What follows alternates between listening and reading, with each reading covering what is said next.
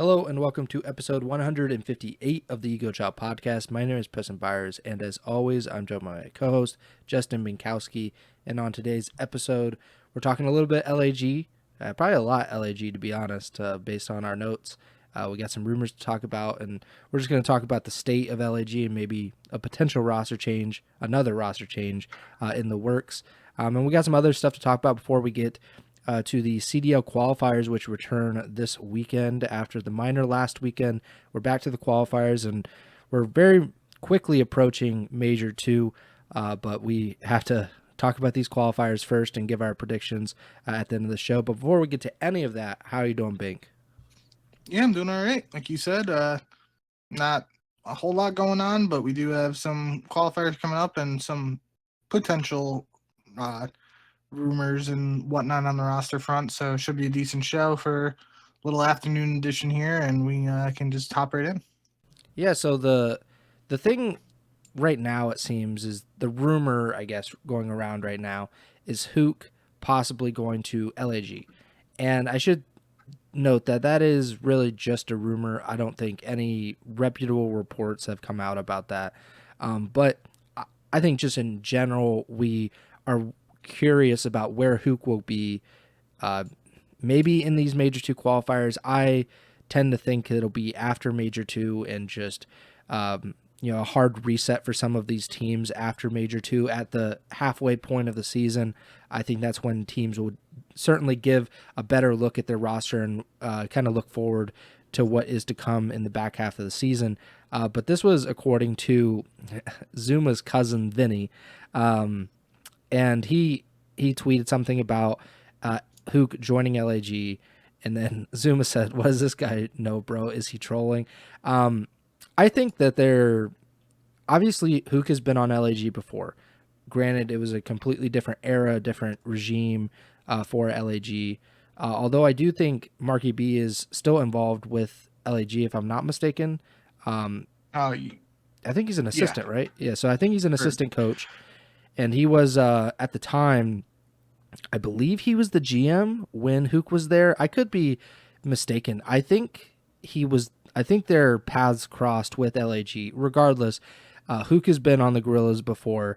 He is without a team, and it doesn't seem like Optic Texas will be open, although that would be incredibly interesting. I don't think Atlanta FaZe will be open, Vancouver Surge, et cetera, et cetera. You go down the line, LAT.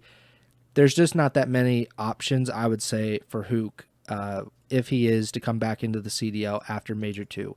LAG, with the state of their team, with the roster changes that they've already made, and really just the overall record that they've posted so far this season, that would seem like as likely of a landing spot for HUKE as one could think of. I don't know if you agree with that, but what do you think of the rumors, I guess, that HUKE might be joining LAG, or that could be just a good fit for him?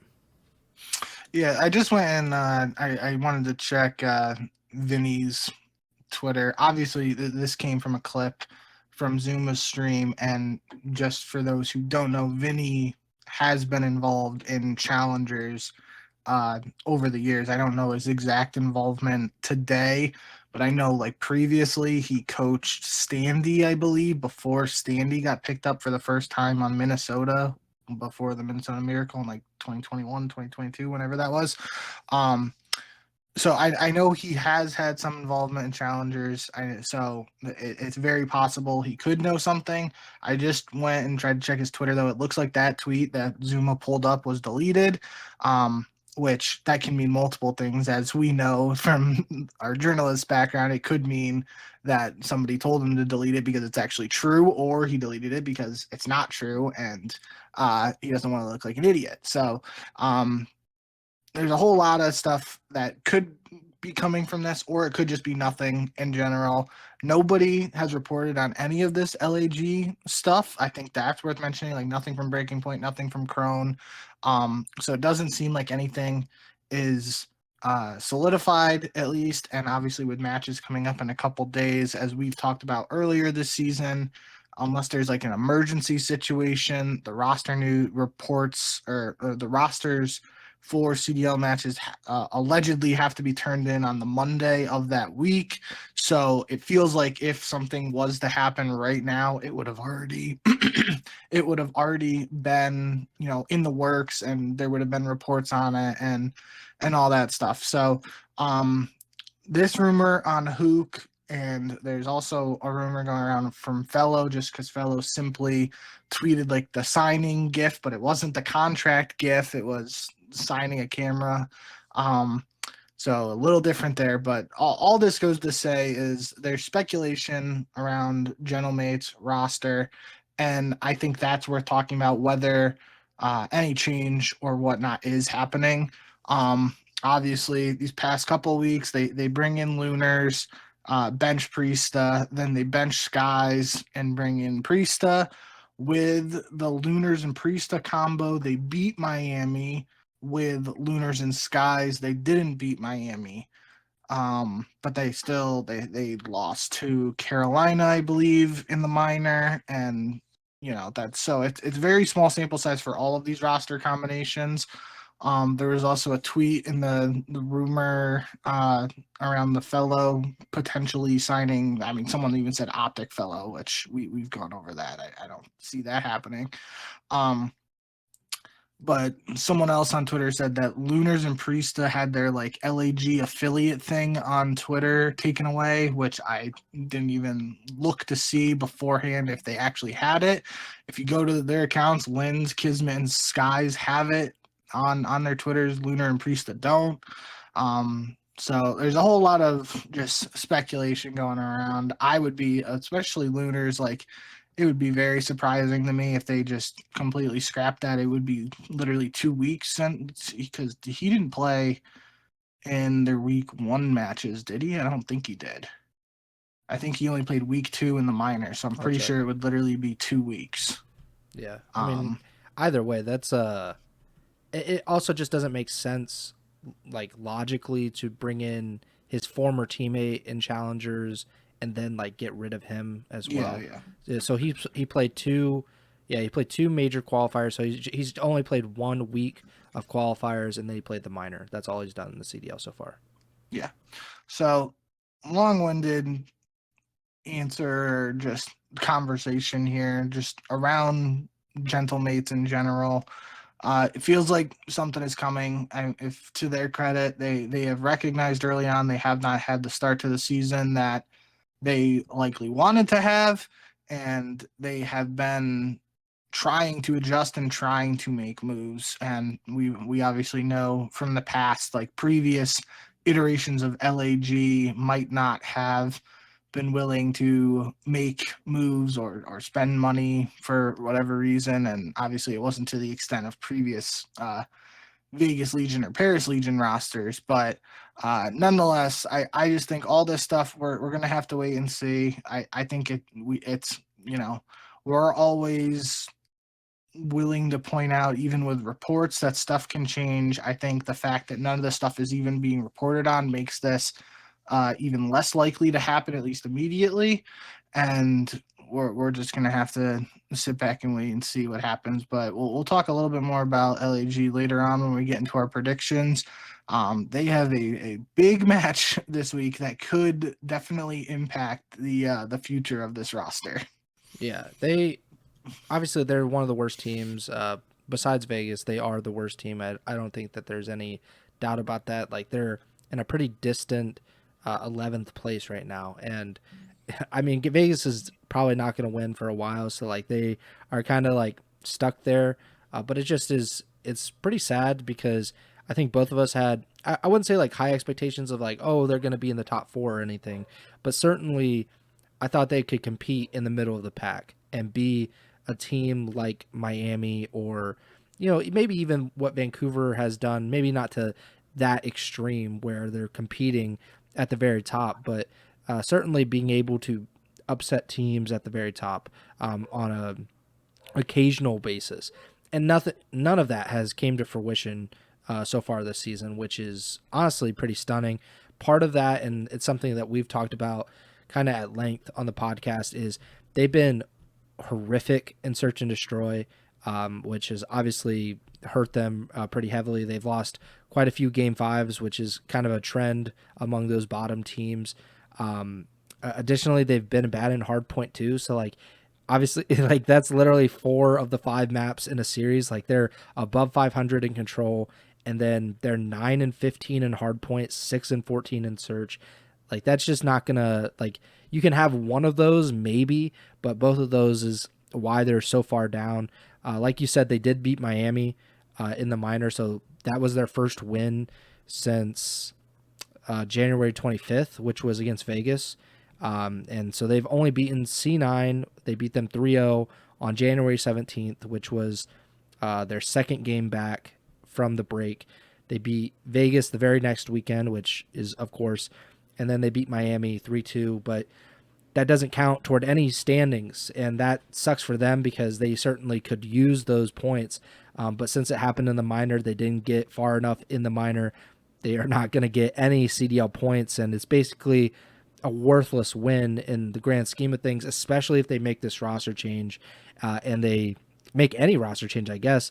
But I also, like I mentioned a few minutes ago, if they were to bring in Fellow, what is the point of getting rid of Lunars as well? Like, I don't think that, I think the affiliate badge on Twitter, I think that's like not anything to really worry about. Especially because Lunars doesn't have it. Maybe it means something for the guys that did have it and now don't have it, but I don't think Lunars lost it. Like, that just wouldn't make sense. Like, why even look at Fellow if you're not going to, like, at least give him a shot to play with his former teammate? And that's the something that we had talked about a few weeks ago is like, bring these guys up together. Maybe they can change the culture of a team more so than just a single player can, especially Lunars who hadn't ever been in the CDL before. Like, Fellow at least has, like, he has a ton of experience in the CDL, a ton of experience in professional Call of Duty. He kind of knows what to expect, and people know what to expect of him. He can give some leadership and some guidance that this team does seem like they're lacking in, which is, I think, pretty surprising in of itself, because I never really thought of the subliners as like they had like a super veteran like vocal leader. I never really got that vibe from any of them. And then obviously this is 3/4 of the team, and I guess just losing Hydra, which is, as big of a loss as you possibly can have, like that's kind of shown the glaring weaknesses of this team at this point in time, which, it really sucks. And I had, I thought like at the beginning of the season, man, they're gonna break through. Like they're losing just here and there. Like if they can just tweak this thing or that thing, man, they're gonna take off, and that just hasn't happened. And they're really at risk of basically like losing any opportunity to get to champs if this continues for too much longer. So, but we'll get to all of that and talk about more of the LAG stuff as, like you said, as we get into their matches. Let's talk about the minor 2 viewership. This is according to esports charts, which they do all of the viewership stuff. So if you're ever interested in what viewership like the esports events have, and I think they even do some like more general gaming stuff too, you can go check them out. So the most popular match in terms of peak viewers, this was the LAG versus Miami Heretics match, which is obviously LAG won this match and it went to game 5. This had 152,000 viewers, 10,000 more than Optic Texas versus Toronto Ultra, which was the second place. Optic had the second and third most watched matches, and then Vancouver, I guess, was, they played Atlanta FaZe, which obviously that's a pretty big matchup considering Vancouver had just beaten them. And then the grand final is Vancouver versus LAT, which went to a game 7. So people probably tuned in more toward the end of that match. That was the 4th most watched, which, I mean, all of the viewership numbers that have come out so far this season have indicated one thing. LAG are a juggernaut. Like, they are very, very popular, and it's mostly because of Gotaga and that connection. But no, the juggernaut in terms of viewership, not. Well, you can say GentleMates is a juggernaut. Yeah, the GentleMates connection has made LAG into a more popular team than it. Really, there's not, like, Heretics did not bring in this kind of viewership with that connection. Optic has dominated viewership year over year. And then, there's LAT. They have some viewership. FaZe has some viewership.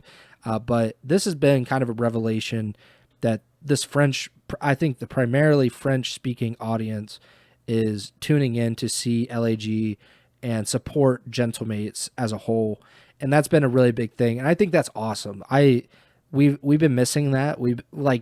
Because of the way the CDL has been working since its inception, we really haven't gotten like that regionalization.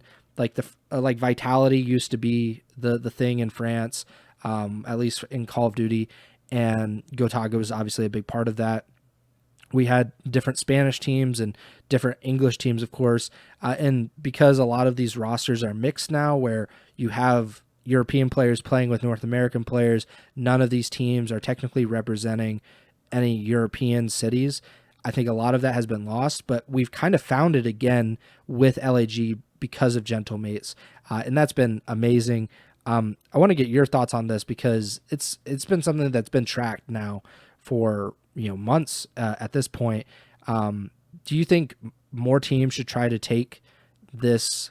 You can't really replicate like a Gotaga effect, Yeah. but you could.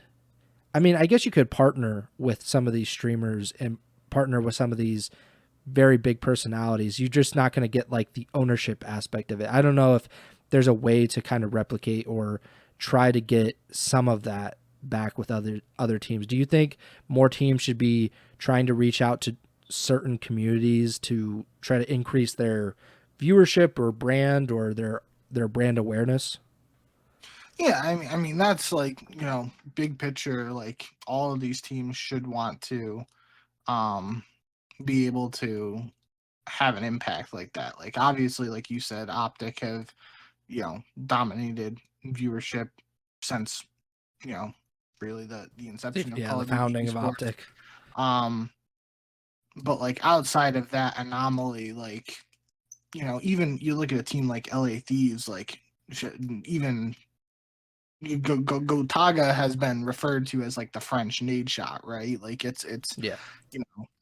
and no shot at nade or anything, but nades watch parties and stuff haven't had that same impact as Gotagas have, as evidence here. And Nade's teams have definitely been better than this current GentleMates roster. So I think that's the most interesting thing. And piggybacking off what you said just a couple minutes ago before we started this topic was, this GentleMates team is in danger of missing champs, which means they haven't been good this year. That can't be debated.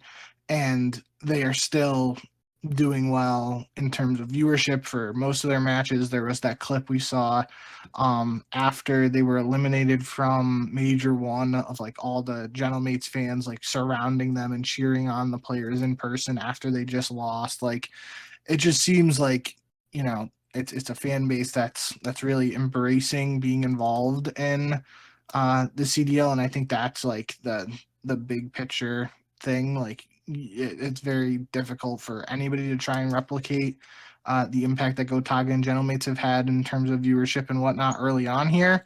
But there are,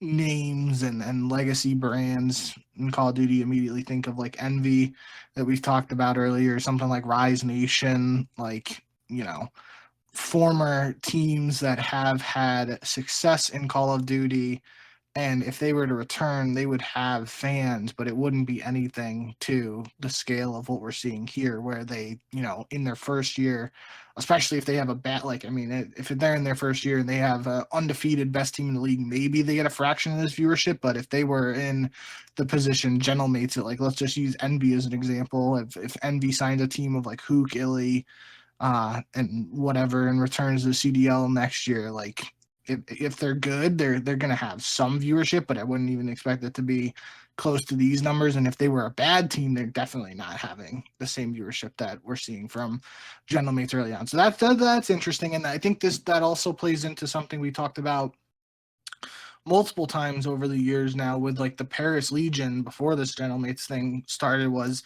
we were always jesting that Paris Legion, when they just weren't a good team, you could buy into that Paris demographic and try to build around the French fandom. And this was before Hydra was even in the CDL. We were talking about this. And just imagine in a world where Paris Legion somehow landed Hydra and build around Hydra. Maybe the Paris is winning champs crew would have gotten a ring to celebrate.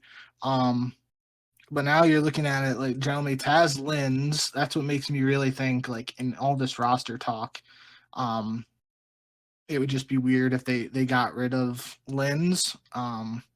And the other part of it is something I talked about when we were talking about before Lunars even joined, with someone like Cobra, who is another French player, and he's been talked about in challengers and stuff. I wouldn't have been surprised if they gave him a shot, just again feeding into that French fandom and trying to build something that, those fans are already rallying around this team when it's at its lowest. Like you said, the literally, it really can't get much worse from what we've seen so far from them this year. And if they start to build, so like they're starting ground floor here, and we're still getting over 150,000 viewers for their matches in an online minor tournament.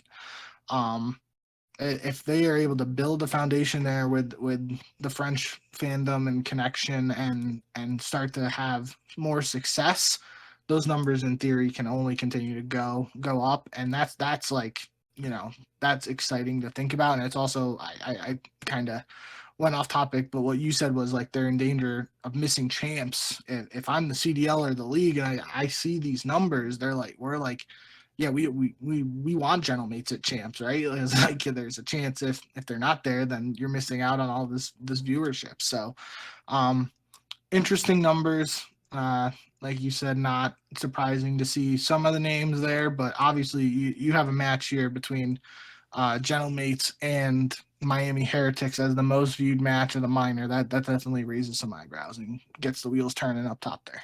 In terms of overall viewership, this is according to Crone and like via esports charts, but basically the peak was down about 10% from minor one, the peak of 153,000.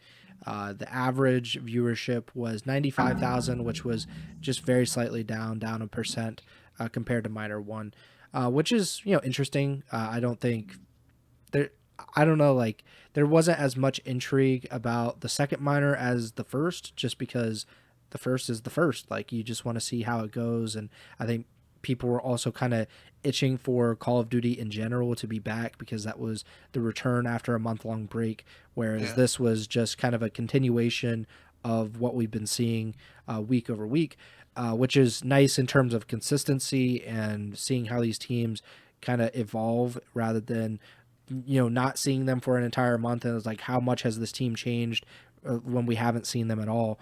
But I think in terms of the GentleMates thing, it's cool. It's something that teams should take advantage of as much as they can. I would love to see more regionalization in terms of like not just in name only, but adopting teams. Like we used to have Mind Freak and Tainted Minds, and those were, and then I think Renegades for like very briefly, but like those teams represented Australia, the APAC region, and we knew we were going to get like a good but not great APAC team coming from there. And we had UK teams, we had Spanish teams, we had French teams, and we just don't have that very much anymore. And maybe LAG at some point will decide we're just going to go all in with our French guys. If they could get Hydra, I'm sure they would. Like, I'm sure they would go all out to get him. But I just don't see that happening. I think unless he got assurances that they're going to be very, very competitive, it just doesn't seem like that's the case, because he's going to get paid big dollars by LAT, Optic, FaZe, whoever wants to pay, whoever wants to compete will probably pay him a lot of money. So, I would love to see more of this, but it's kind of hard, like I said, to replicate Gotaga. Like they're not growing on trees. So we're going to hopefully see more of LAG. Hopefully if they win, then the viewership will keep rising, and that's good for everybody, not just for LAG. Last thing here, and it's not LAG related, but you did mention Envy a few minutes ago, and how what if they, signed Illy and HUKE, for example, and they brought back a team next year for COD. Hastro actually tweeted this earlier on Wednesday. He said, "For the first time in 19 years, I'm not playing, coaching, or owning slash operating a tier 1 Call of Duty team. It has been real family. You all changed my life for the better and gave me friendships and love I will cherish forever. Maybe we can get back into the fray someday. I just wanted to say thank you." So obviously, this kind of stirred some people into like fury and like, people, I guess, just because he mentioned Call of Duty and it's just envy. There's always going to be speculation that they're going to bring back a Call of Duty team because that's their bread and butter, or that was their bread and butter, I should say, and what they built their brand on and everything. I think, and I told you this before we went live, it's just like, I think if there was no buy-in and there was no exclusivity, it wasn't a 12-team league, it was just an open system, I think Envy would already have a team and they would be really trying to compete. But it's a 12-team league and it's closed. Like, it's as closed as one can get. They haven't had expansion at any point in the league's history. And he only got the Envy brand back like last month. So I think it's going to take some time. I do think in the offseason we will hear rumors. I would imagine that he will try to get back into Call of Duty. I just like he's made no bones about that, like throughout his time, that Call of Duty, I mean, he was literally a pro COD player at one point in time. Like, that was, many moons ago. Yeah, very many. But like, that's the Envy brand. Like, I know they branched out into Counter-Strike, and obviously Envy branched off into the Overwatch League with the Dallas Fuel and then the Dallas Empire and the CDL. And they've done a lot of things in esports in general, but it's kind of like Optic and FaZe. These are Call of Duty brands. This is what people expect of those brands, is to be in Call of Duty. And that, you can't say that for everything. Like 100 Thieves, I don't know, like, I don't really consider that to be a Call of Duty brand. I more think of LCS when I think of 100 Thieves, just simply because I think they've been in there longer continuously, because they weren't a part of the CDL to begin with. They were they had the prison team and then they went away. And so, but then there's, other teams that I don't think of them as Call of Duty teams, but I think of Envy, I think of FaZe, and I think of Optic as the big three, so to speak. And it does not feel right to not have Envy in any CDL or Call of Duty World League. It's not right. And I hope that we get it fixed. Do you think that it will be fixed next season or two? I don't know if it'll be fixed for sure, but obviously, like you said, I think the CDL would be better off with Envy involved in some capacity. Literally the last thing we were just talking about from a viewership perspective, I wouldn't expect this to be something that drastically moves the needle, but it's just that brand is so ingrained in Call of Duty history, like you said, that you would think it would have some sort of positive impact, and people would be excited about it coming back. And I just think all around, like, whatever capacity it happens in or doesn't happen in, the CDL would be better off with Envy involved. And I think, you said it's only been around a month since Hastro reacquired the brand, and I believe I'm just checking the Twitter. I don't see the tweet. They had an Apex team competing in the World Championship. I don't see that tweet anymore. Maybe Hastro just tweeted it and not the MV brand because he didn't have the account yet. But they signed a Smash player, Wizrobe or Wizroby. It says welcome back, and so he must have been on MV before, I'd assume. And literally 23 hours ago, Envy signed a Marvel Rivals team, which Marvel Rivals has been all the rage recently, and some organizations are starting to, try and do acquire esports players and whatnot for that. So I think that in itself, like, recently acquiring a Marvel Rivals team, I think that speaks volumes to what would be happening if if there was some immediate opportunity for Hastro and Envy to get involved in the CDL, like literally today, I think he would do it. But like you said, without expansion or without any clear-cut path to being involved in the CDL, specifically like the top echelon of competitive Call of Duty, we're just going to have to sit back and wait and see if an opportunity presents itself to Hastro and MV. Because I've said this on other episodes, like I could see him, especially with HUKE being in like, his limbo state for lack of a better term right now. Like I could very easily see Hastro being like, yeah, I'll do an Envy Challengers team around HUKE for this year, but Hastro isn't dumb. He knows, what Challengers Call of Duty is, the lack of It's a money sink. return on investment. Yeah, so I think we'll have to, like you said, literally it's been if it's been over a month, it's not too long beyond a month. So it's around a month that Hastro has officially had Envy back, or it's going to take some time before he's officially back in Call of Duty. I think that's the bigger takeaway here from his tweet. The way I saw this tweet was on the COD Comp Reddit, and the title was like, Envy COD back in 2026 with the eyes emoji. And I'm like, that's not what I took away from this. Like, I guess I can see how you get there, but I think he's really just speaking to the community and saying, this is a weird spot. It's the first time I'm not involved in almost 2 decades, and I'd like to be back, but it's not happening right now. That's how I interpret it, at least. Yeah, and that's probably the way it was intended.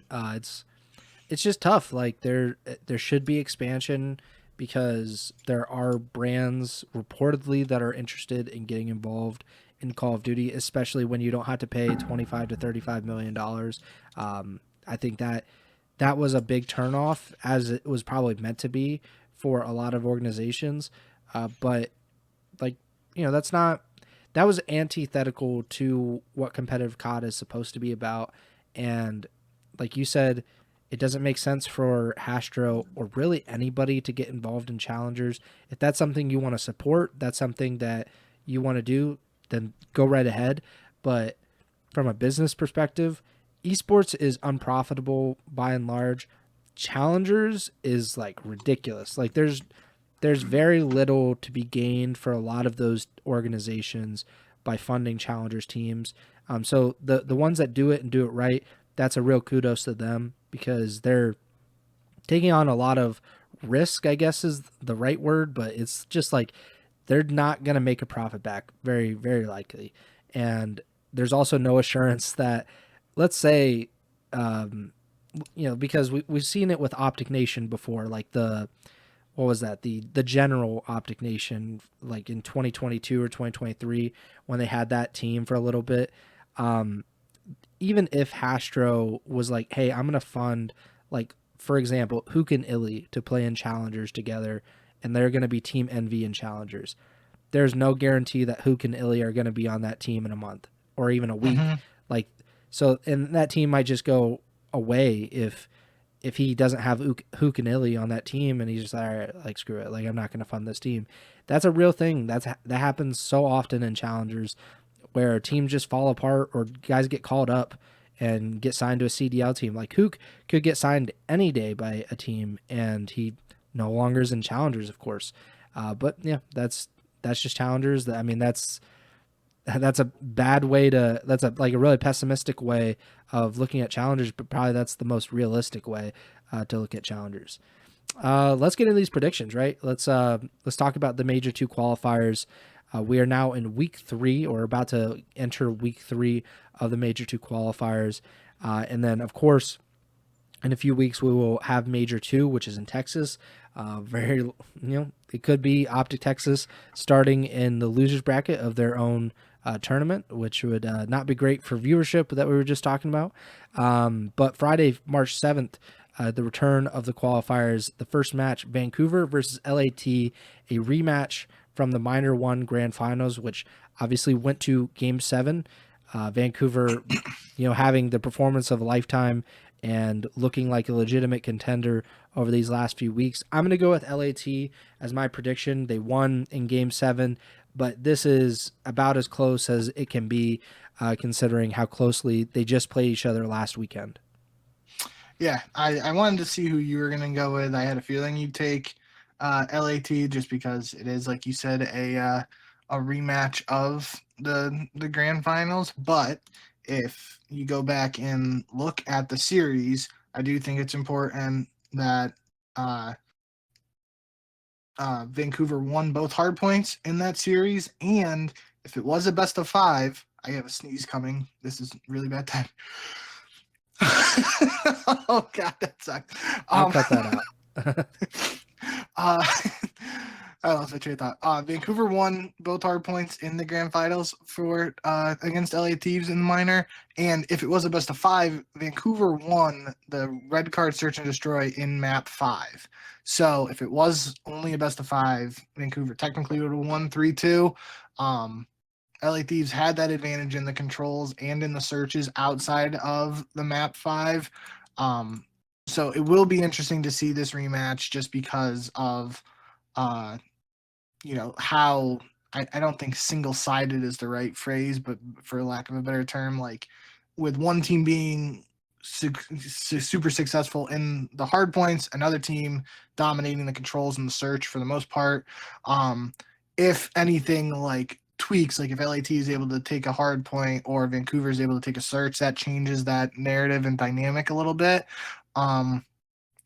So either way, I think this should be another. I mean, the minor series went down to Game 7. I could see this going to a Game 5. I'm gonna take Vancouver just to make sure we have something different here. But yeah, I mean, LAT is probably the smarter pick just because they literally won the last matchup.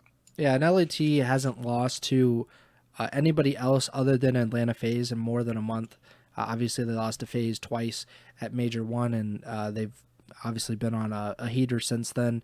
Since the Major, they've won 3 qualifiers. They won 3 minor matches, so they have a 6-match win streak coming into this one. But we saw at the end of the Major 1 qualifiers, LAT kind of tailed off a little bit there, and maybe it happens here in the Major 2 qualifiers. Toronto versus Vegas up next. Going to go with the Ultra. Yep, give me Toronto. And the last match on Friday is C9 versus LAG. No clue if LAG's roster will be as it is or as it was last weekend, because we didn't know that Priesta for sure was coming into the roster when that happened in the minor. So I'm going to go with the C9 regardless of what roster they field. Yeah, I'll take C9 here. I don't think there's much else to really say. Yeah, it's tough without knowing what's going on. I have a feeling it's going to be the same roster we saw at the minor, but Yeah, probably. as is Ego Chall tradition, there's a very strong possibility that immediately after we end this show today, LAG announce a roster change. I wouldn't be surprised at this point, but even in that scenario, it'd be a new roster going up against C9, and C9 has had the internet issues all year, so it's worth mentioning. There could be some funky stuff going on with that, but for now, C9's been the better team. I'll take them. Well, in LAG, even if we had done a podcast like last Thursday, I think they announced that Priesta was coming in on Friday morning right before the match. So we have no chance of doing that. So yeah, I think the smart play, regardless of the roster, is probably to go C9 here. Saturday, March 8th, Atlanta versus Minnesota. I'm going to go with FaZe, but I'm interested to see if Minnesota is able to kind of bounce back after a disappointing minor performance. I mean, I wouldn't go. I obviously disappointing because I just thought they'd be able to get out of the first round. I mean, they had arguably the toughest matchup playing against C9. It went down to a Game 5, which they had. It's just, that's the thing with Minnesota is even in this matchup, like I'm going to take Atlanta. I could see it going to a Game 5, though, just because that's been Minnesota's, shtick all year, really. But yeah, I think it's an opportunity for us to see how Minnesota stacks up to Atlanta. They've played the quote-unquote top teams tough most of the season, but I just think Atlanta gets back to form here and picks up a win. It's also like you can say that about the minor performances in general because it's single elimination. Exactly, and it's tough. Like Minnesota played 5 maps, I think it was, and they lost, so they get the same placing as Vegas, and they are not on the same plane, Minnesota and Vegas. But in terms of placing, that's where they are. But I just think it's kind of a lost weekend for them because they didn't really get anything out of it. They didn't get to play a lot of matches, which I think helps in general. A lot of those teams get extra practice, but we'll see what happens in that match. Next up, C9 versus Carolina, which that's a pretty interesting matchup. I have no idea how C9 plays online in general, so I'm going to go with Carolina, just kind of figuring that the Royal Ravens will be able to pull that one out. Yeah, I'm going to go with Carolina too, but I think, I don't know exactly like how the map lines up with where Toronto is in Canada, and I'm pretty sure Toronto is like close to the East Coast, but I don't know my Canadian geography. But reason I bring that up is because we saw in that the Cloud9 versus Toronto online qualifier match, I think in week 1 of this set of qualifiers, Cloud9 got the better of them. Kleenex had a really bad statistical performance, and there were talks of potential server issues and whatnot because it was a battle of across the country really. So with Carolina playing from Carolina, C9 playing from LA, there could be some stuff going on in this match that throws it, makes it a little less conventional than you might expect between these two teams if they play on land. But I think Carolina's the better team either way, and I'm gonna go with them here. Carolina's also won each of the 2 previous matchups, although both matches went to Game 5. The first matchup was before the holiday break, and it was a banger first hard point. The second match that they had, it was a banger first hard point that C9 won both. But Carolina won around 11 S&D in the last game of their second match, and then won 6-3 in the first match. So it's going to be interesting. Like, if that holds up, then we're going to have a great match on our hands, and probably some complaints about the online stuff as well. LAT versus Boston, got to go with the Thieves.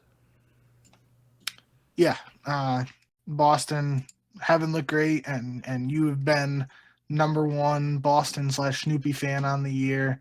So if you're not taking them over the Thieves, I certainly am not. So give me the Thieves. I may be a little silly about Boston, but I don't think I'm stupid about them. But I just don't think that they're gonna be able to match up against LAT. Although I think LAT's last non-phase loss was to the Boston Breach, which was in the Major 1 qualifiers. So we'll see. Optic versus Miami in this match. Man, I'm going to go with the Heretics. I cannot pick Optic in good conscience until they start winning, and I don't count Vegas matches. All right, I'm going to take Optic. Really not a huge fan of it, but it's tough.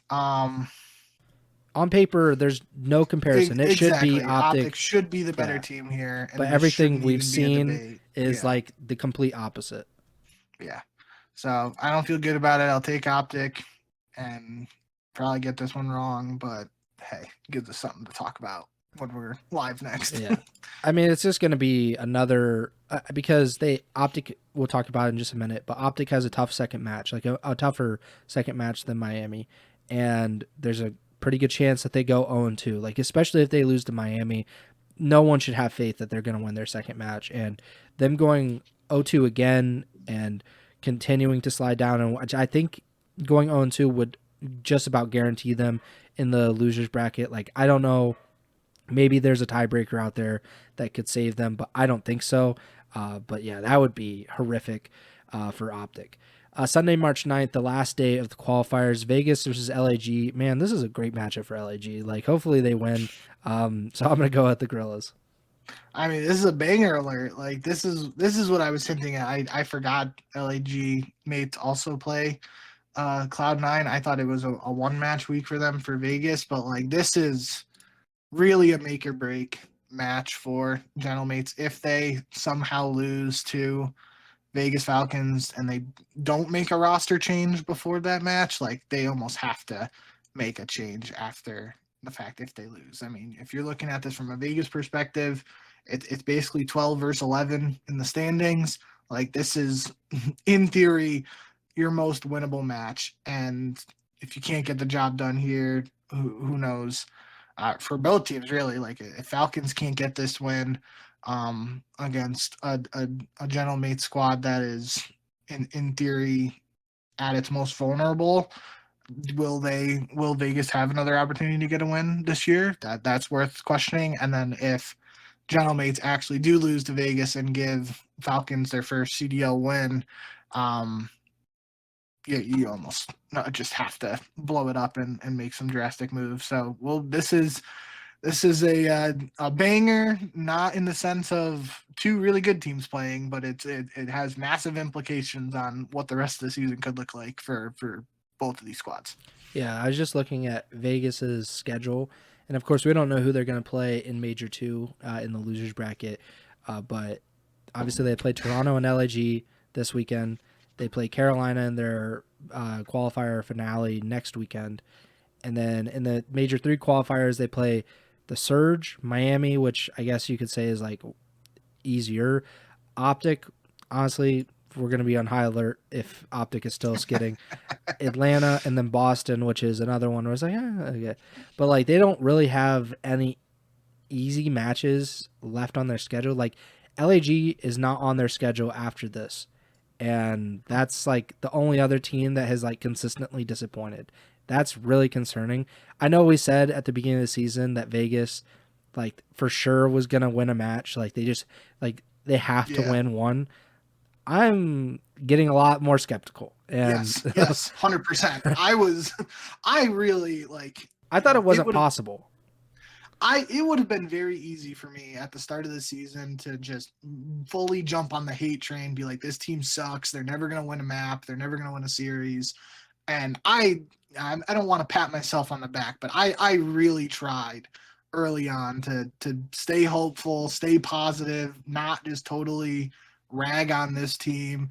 But they're 0-21, I think, now in Hardpoint, haven't won a series. Like, I think all hope is out the window until I actually see something that I really don't know if it's going to happen this year for them in terms of actually winning a series. Yeah, their schedule does not line up for that. Like, even their easiest matches, they're like, all right, like it's going to be tough. So yeah, I think LAG, this is a great spot for them to get some momentum, but a bad spot. Yeah. Miami versus Vancouver up next. Got to go with the Surge just with how they're playing lately. Yep. Toronto versus Optic. If I'm not picking Optic against Miami, I'm not picking them against the Ultra. And this is the match we just saw at the Minor. Toronto 3-0'd Optic there. So I have to go with Toronto again. It's kind of cool the way this schedule worked out. You know, not all rematches necessarily, but we're seeing Toronto versus Optic. We're seeing the finals rematch of Vancouver versus LA Thieves again. So it will be interesting to be able to compare how the series from like map veto perspective shook out and all that stuff.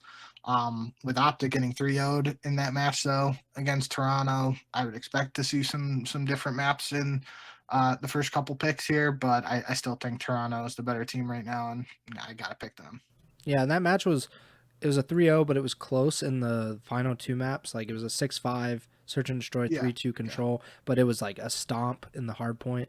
So I guess we'll see what happens with Optic, and if they're able to Respawn has been their like calling card for so many years, and for them to just get blown off the map in hard point is pretty uncharacteristic of them, especially because Toronto has been not fantastic lately, just in general.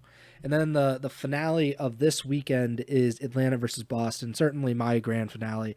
I'm gonna go with FaZe, but man, it's just been a stomp every single time these two teams have played. It's been pretty much the only time that the Breach haven't even been remotely competitive.